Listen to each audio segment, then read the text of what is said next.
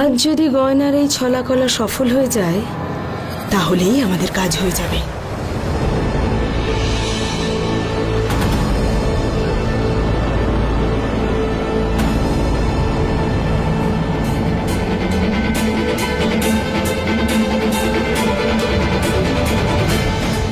আমার অংশ যে নেই, যদি সে থাকতো তাহলে প্রলয় আসতো। সেই প্রলয় আসুক, আসুক সেই প্রচন্ড শক্তি। ফিরে এসো, ফিরে এসো।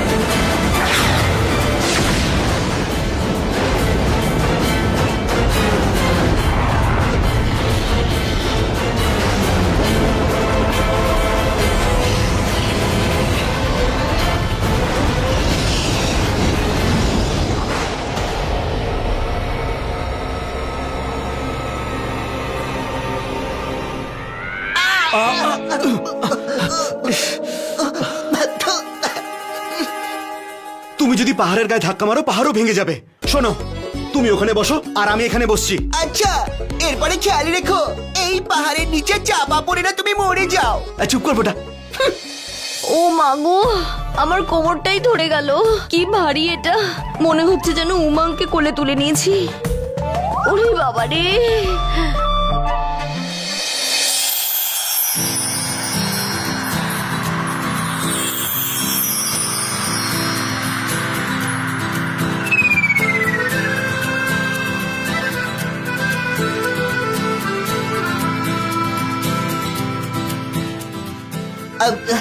মেঘ, তোমার মুখে কি ঢুকেছে? গয়না। আমি বলতে চাইছি, দেখো বেচারি দুর্বল হয়ে পড়েছে। তাতে কি হয়েছে? কি হয়েছে মানে, আমাদের ওকে সাহায্য করা উচিত। ওই ভারী জিনিস আমাদের তোলা উচিত। আমরা এত শক্তিশালী, তো আমাদেরই ওকে সাহায্য করা উচিত। মেঘ, শক্তিশালী তো বুঝলাম, এই দুর্বল কাকে বললে? আমি কি ম্যামে করছো? ছাগল কবে থেকে হয়ে গেলে? সবটা জানি আমি। যার দিকে তুমি তাকিয়ে রয়েছো আমি বুঝতে পেরেছি। এভাবে তুমি দেখো না, বুঝেছো? ওরে বাবা রে, আমার কোমর। মেঘ, মনে আছে তো আমরা ধীরকে কি বলেছিলাম? আমরা শুধু এদিকেই লক্ষ্য রাখবো। হ্যাঁ, লক্ষ্যই তো রাখছি।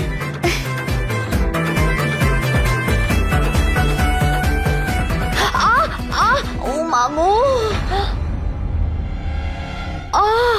আমার পা, মনে হচ্ছে আমার কোমরই ভেঙে গেছে। তোমরা দাঁড়িয়ে দাঁড়িয়ে বুঝি আমাকে দেখবে, সাহায্য করবে না আমায়? মনে হচ্ছে তোমাকেই ডাকছে। আরে না না, আমি বলতে চাইছি তুমি এই পায়ের ব্যথা ঠিক করতে খুবই পারদর্শী, তাই না? তাহলে যাও, ব্যথাটা সারাও গিয়ে যাও। আমি আমি আমি- আমি মানে করে ওর পা ঠিক করবো। এই পা নয়, ব্যথা। আরে এত ভেবেচিন্তে লাভ নেই, যাও যাও না। চন্দ্রকান্তা, এই সুযোগ হারিও না। চলো, বেরিয়ে চলো, চলো চলো চলো।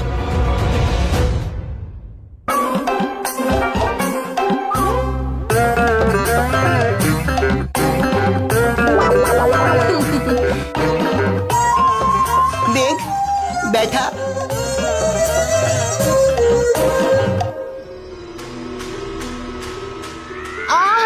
উমাঙ্গ, আমার পাটা দেখো।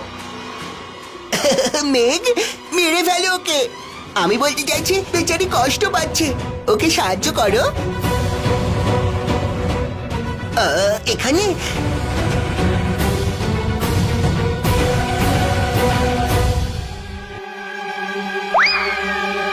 গয়না, তোমার পা তো দেখছি খুব নরম, একদম একদম নরম তুলোর মতো। কিন্তু এই কাটার মতন এগুলো কি? মেঘ, মেঘ, এটা আমার হাত। আমার মনে হয় মেঘবাবু আপনি ভুল জায়গায় হাত দিয়েছেন। আমাকে এবার ওঠাও। সাবধানে।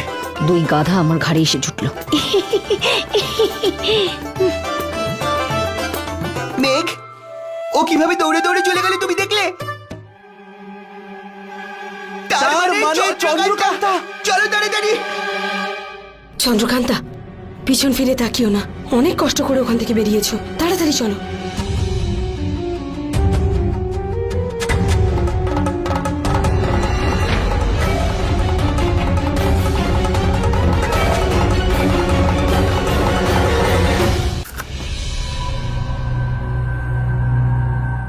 ধীর যখন কাউকে আঘাত করে তখন শুধু তলোয়ারের ধারই দেখেন, আর যখন কাউকে ভালোবাসে তো শুধু ভালোই বাসে।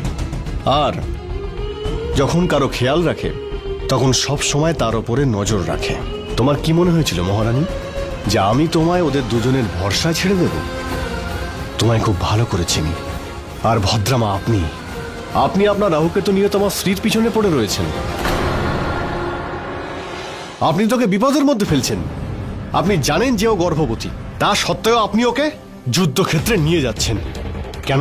আপনার কি মাথা খারাপ হয়ে গেছে? আচ্ছা, আপনার কি বুদ্ধি লোপ পেয়েছে? একটা কথা ভালো করে শুনে রাখুন, যদি কেউ যুদ্ধ করতে যায় তাহলে আমি যাব, ও নয়।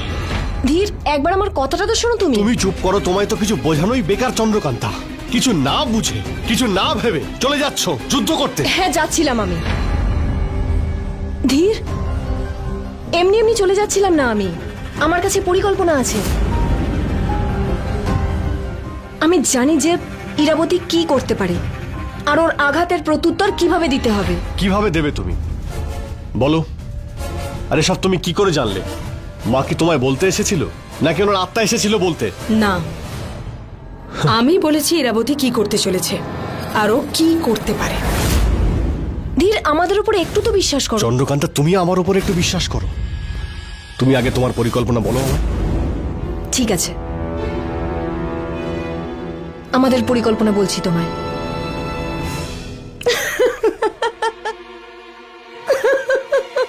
মেঘ, আমি এক্ষুনি ধীরকে বলে আসছি যে চন্দ্রকান্তা এখানে নেই। হ্যাঁ, যাও। গয়না, তুমি কিন্তু সাবধানী থেকো, বুঝলে? যা যা, বেরো। গয়না, আমার থেকে বাঁচো কি করে দেখি। আমাদের বোকা বানিয়েছো না তুমি। এবার দেখাচ্ছি মজা। কি জানো তো, আমার নাম গয়না, আর আমাকে ধরা যায় না। আমাকে ধরে দেখাও মেঘবাবু। ধরবে? ধরো, এসো। দাঁড়াও তুমি।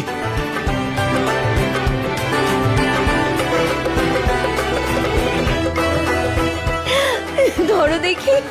এবার আমি দেখাচ্ছি।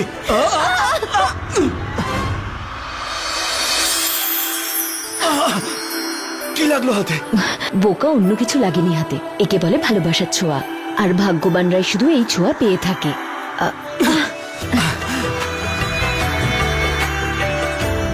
শুনেছিলাম যদি কাউকে ভালো লাগে তখন মনে এরকমই হয়, আর সেটাই কি আমার হচ্ছে। একবার দেখি তো। এটা কি হলো?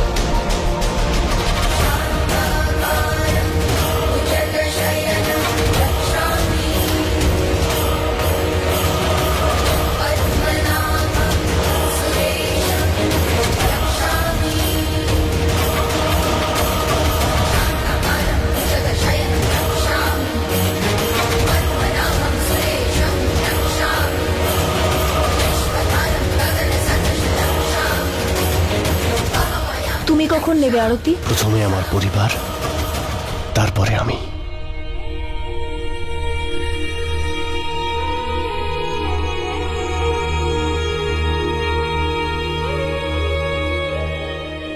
চন্দ্রকান্ত, তোমার কি মনে হয় আমাদের পরিকল্পনা সফল হবে? দেখো চন্দ্রকান্ত, আমার খুব ভয় করছে। তোমার কিছু হয়ে গেলে আমি কিন্তু বাঁচবো না, মরে যাব আমি। আর এবার আমাদের চালাকি কাজ করবে না। মা কিন্তু জেনে গেছে যে আমরা কি করতে চলেছি। এবার কিন্তু উনি অনেকটা আমাদের থেকে এগিয়ে ভাববেন। আমার কিন্তু খুব ভয় করছে চন্দ্রকান্তা। আমাদের সন্তান, মা কিন্তু আমাদের ছেড়ে দেবে না। আমাদের কাছে আমাদের ভগবান রয়েছেন, উনি আমাদের কোনো ক্ষতি হতে দেবেন না। আজ পর্যন্ত আমরা অসংখ্য বিপদ থেকে রক্ষা পেয়েছি ওনার জন্য। বিশ্বাস করো, ভবিষ্যতেও আমাদের সাথে থাকবেন। তুমি শুধু কর্ম করে যাও, ফলের আশা করো না। দেখো যা হবে ভালোই হবে।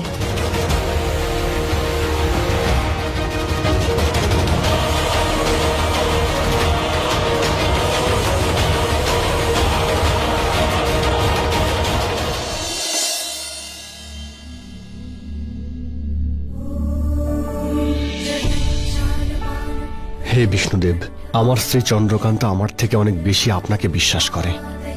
আর এখন আমার স্ত্রী আর আমার সন্তানের জীবন আপনার হাতে রয়েছে।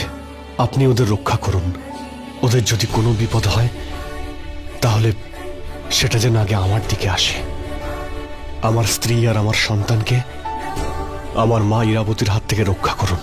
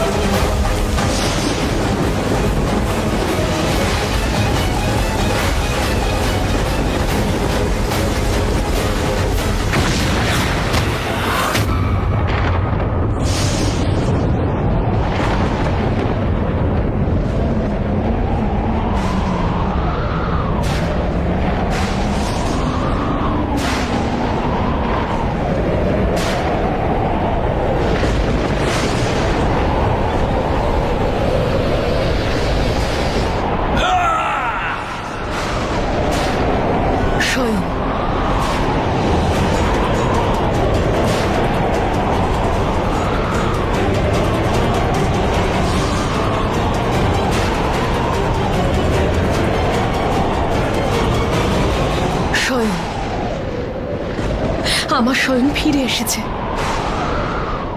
আমি আবার আমার শক্তি ফিরে পেয়েছি। শুনতে পাচ্ছিস চন্দ্রকান্তা? শুনতে পাচ্ছিস আমার স্বয়মের ফিরে আসার চিৎকার? আমার স্বয়মের ফিরে আসার চিৎকার চারিদিকে ছড়িয়ে পড়েছে। তুই কান খুলে শুনে রাখ।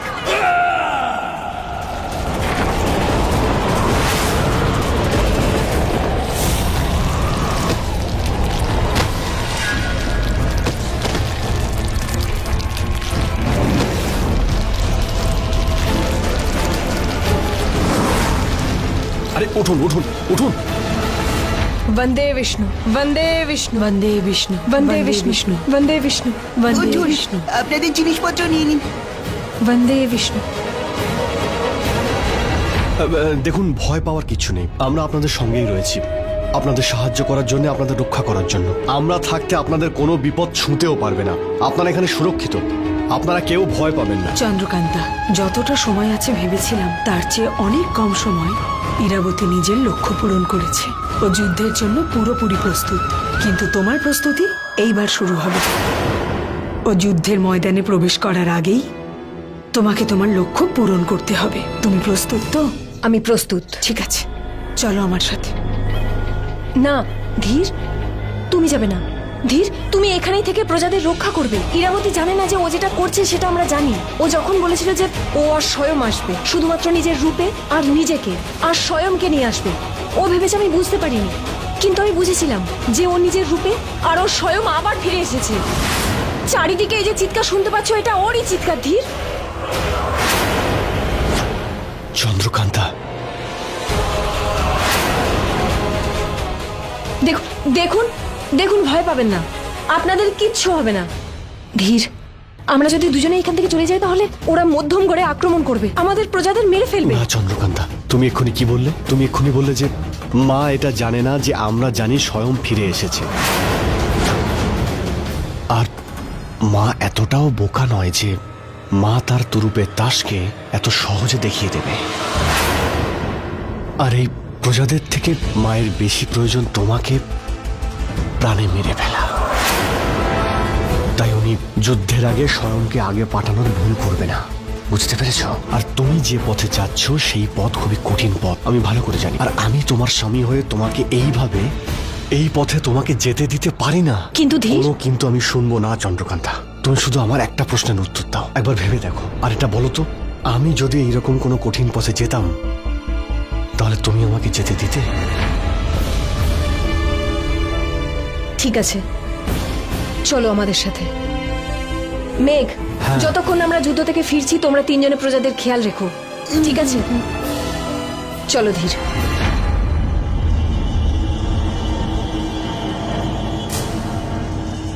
ব্যাস, আর কয়েকদিনের ব্যাপার।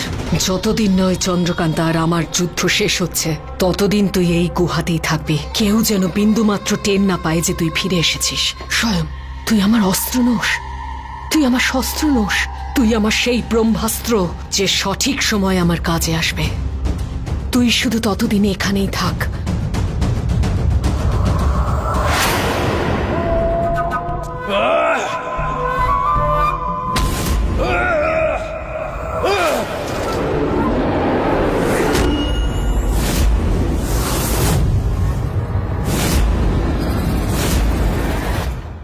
কি হয়েছে বল আমায়, আমি তোর মা। কি হয়েছে? হ্যাঁ, কি হয়েছে স্বয়ং? খিদে পেয়েছে? আমাকে ক্ষমা করে দে সোনা, তুই একটু দাঁড়া, আমি এক্ষুনি তোর জন্য খাবার আনছি। কিন্তু মনে রাখিস, এখান থেকে তুই কোথাও যাবি না।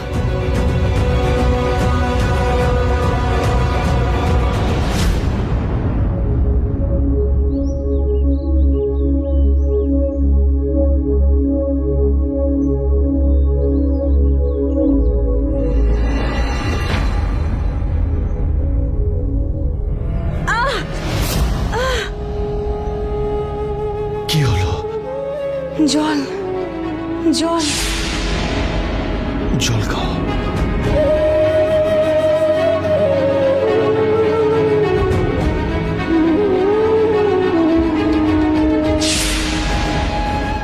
চলো এগোতে থাকো, থামলে চলবে না। ভদ্রামা, ওর অবস্থা আপনি দেখতে পাচ্ছেন তো। আচ্ছা, আমরা একটু বিশ্রাম নিয়ে তারপর এগোই না? ধীর, চন্দ্রকান্তাকে দুর্বল করার চেষ্টা করো না। ভদ্রামা, কথা চন্দ্রকান্তাও খুব ভালো করে জানে যে এই পথটা কতটা দুর্গম আর গন্তব্য অনেক দূরে। যতটা কাছে মনে হচ্ছে ততটা কাছেও নয়, এখনো অনেকটা যেতে হবে, লক্ষ্য পূরণ করতে হবে। যদি একটুও সময় নষ্ট করি তাহলে কিন্তু আমরা হেরে যেতে পারি। চলো, যেতে হবে আমাদের। চন্দ্রকান্তার ধীরকে রক্ষার জন্য আমি এখন আমার ইষ্ট দেবতাকে আহ্বান করছি এই যজ্ঞের দ্বারা। বন্দে বিষ্ণু, বন্দে বিষ্ণু, বন্দে বিষ্ণু, বন্দে বিষ্ণু।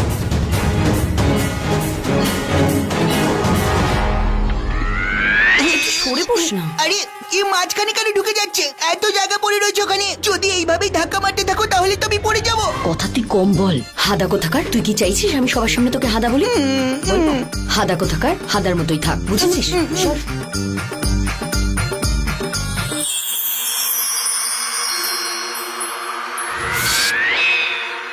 কি হয়েছে?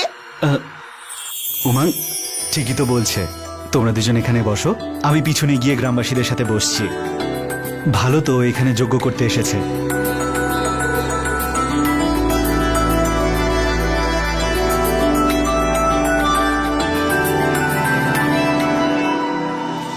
বন্দে বিষ্ণু বন্দে বিষ্ণু বন্দে বিষ্ণু বন্দে বিষ্ণু